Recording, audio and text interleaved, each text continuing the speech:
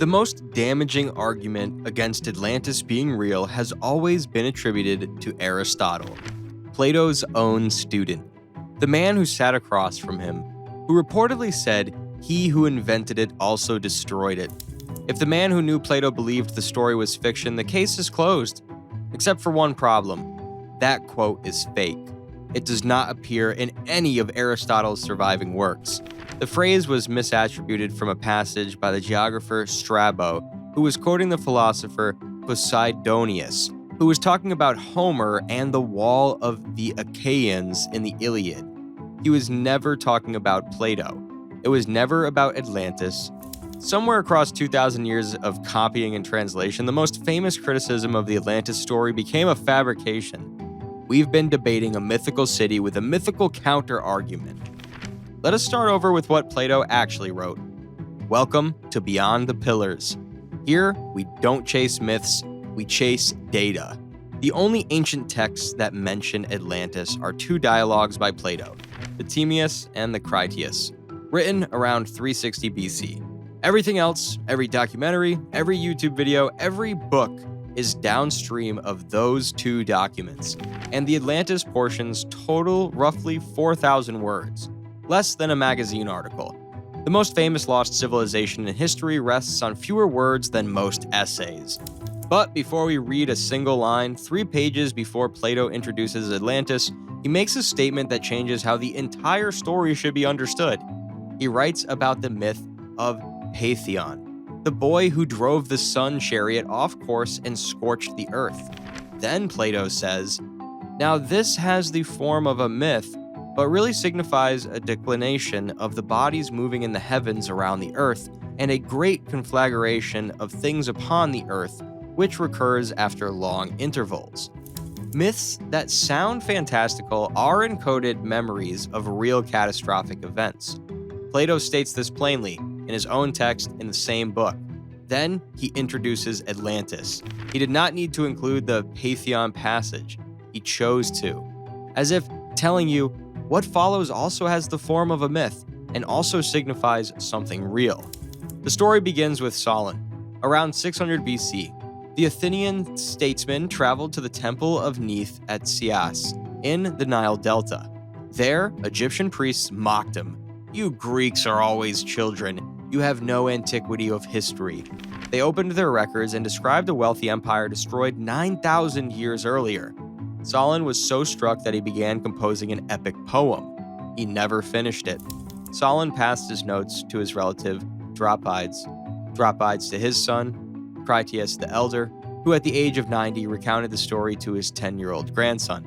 That grandson eventually told it within the circle that Plato recorded. Egyptian priests to Solon, to Dropsed, to the elder, to the boy, to Plato. 200 years, 4 hands. Why construct this elaborate chain?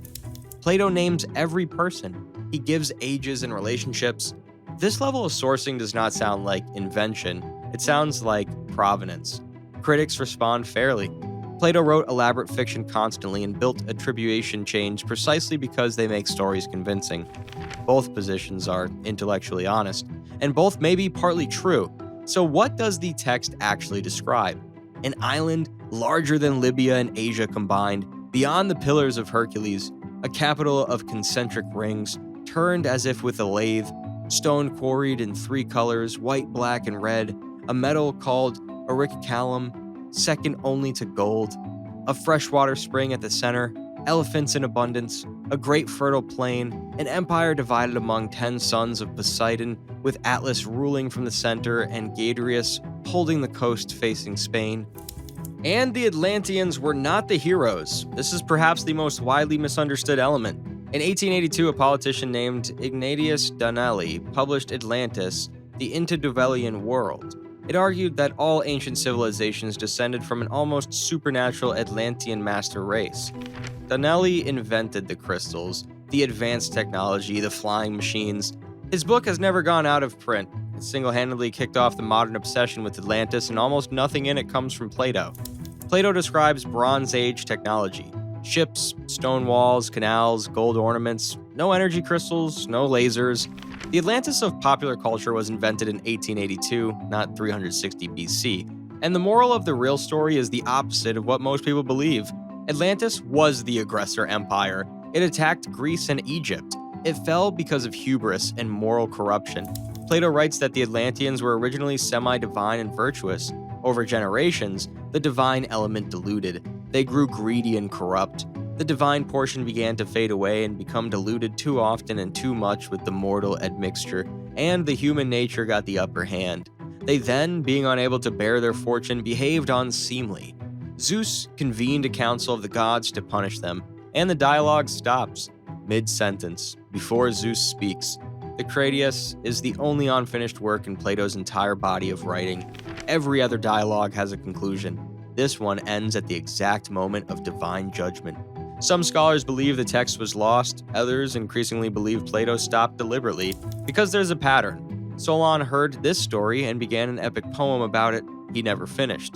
Plutarch records this, then Plato took up the same story and never finished it either. Two men, the same account, both walked away before the ending. Now consider who narrates this story. The character is called Critias.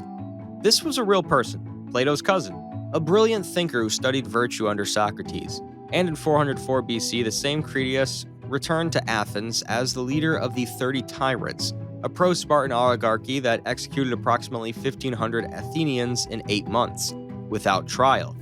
Critias personally ordered the killing of his own moderate colleague. Xenophon called him the most arrogant, violent, and murderous of all the oligarchs. In 403 BC, democratic forces overthrew the 30. Critias was killed in the Battle of Piraeus.